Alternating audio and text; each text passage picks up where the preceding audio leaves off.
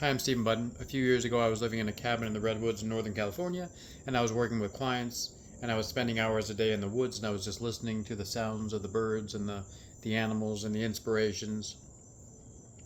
And I came upon some interesting teachings about eating only fruit because for a lot of my life, I've had difficulty with foods.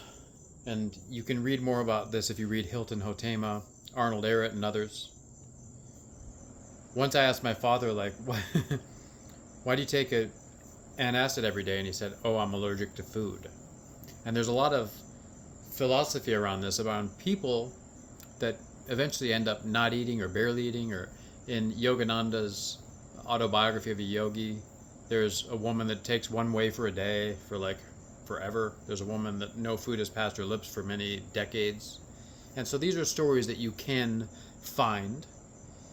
However, that wasn't really what I was interested in. I was interested in healing. I needed some amount of energy. I often need to integrate with humans. And there's all kinds of stories of doing this in different ways. Arnold Ehret in the 1920s, perhaps 1923, he started a huge lecture tour after finding his like fruitarian awakening. He became very strong, and his wounds would heal themselves, and he seemed to open up to another level of being. And there was a story. A woman asked him to share some orange juice with her. He went around the corner with her, and his friend came a minute later, and he was dead on the ground. So, nefarious activity, or as they say, a slippery leather shoe on a newly moistened Los Angeles sidewalk leads to death. Very common in those era, in that era, right? Wrong. So these are somewhat dangerous teachings. As I track down the raw foodists and the fruitarians, there's someone named Atarov. That was his nickname. He lost two children to like a crappy diet. I think he was Iranian, and he wrote a book called Raw Eating. How his next children were raised raw foodists, and they were like super children. And raw eating is very highly recommended. I really like it. He was a scientist, so it's scientific. It's interesting. He says the same minerals are present in radishes versus walnuts, so it doesn't matter what you're eating as long as it's raw. You'll get everything you need, etc. And your body will filter it down to find the composition that fits it. And that's could be a thing.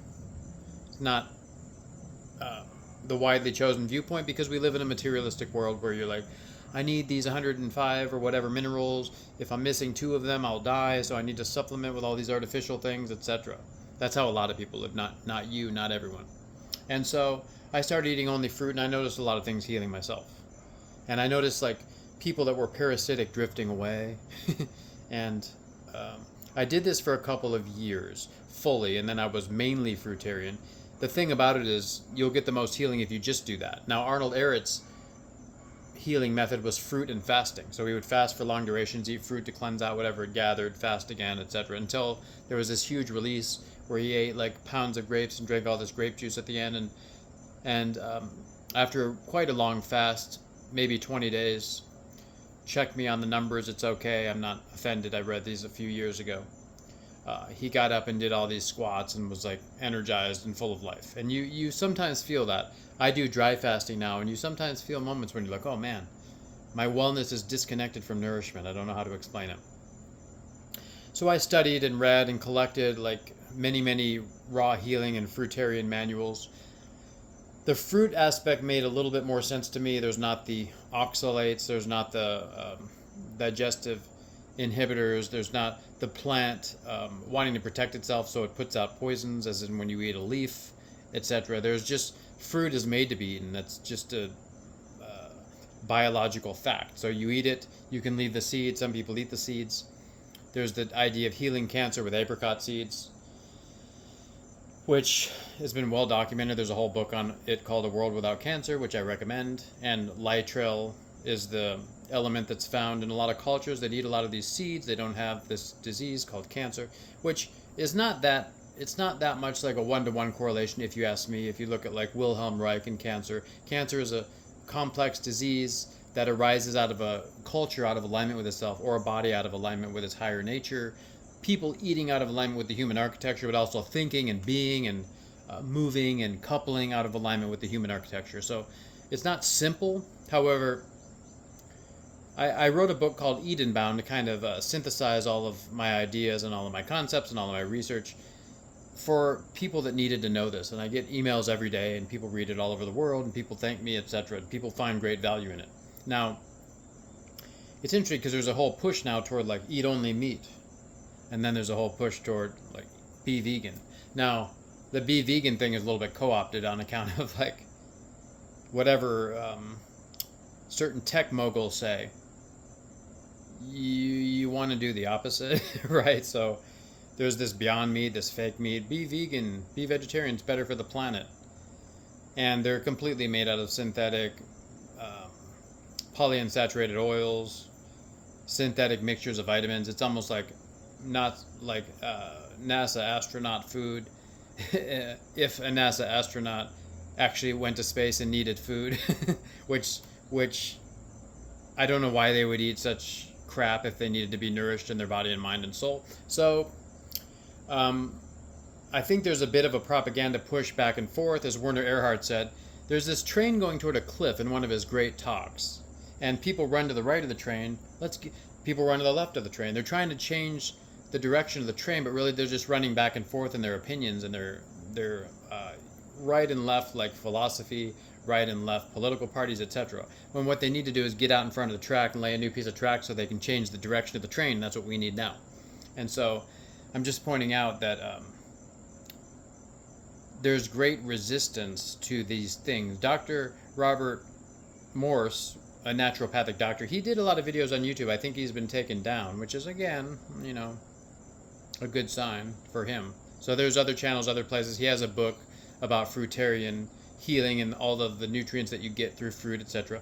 And he used herbs and fruit and herbal protocols, and he was a follower of Dr. Bernard Jensen, who wrote some interesting books like The Chemistry of Man, etc.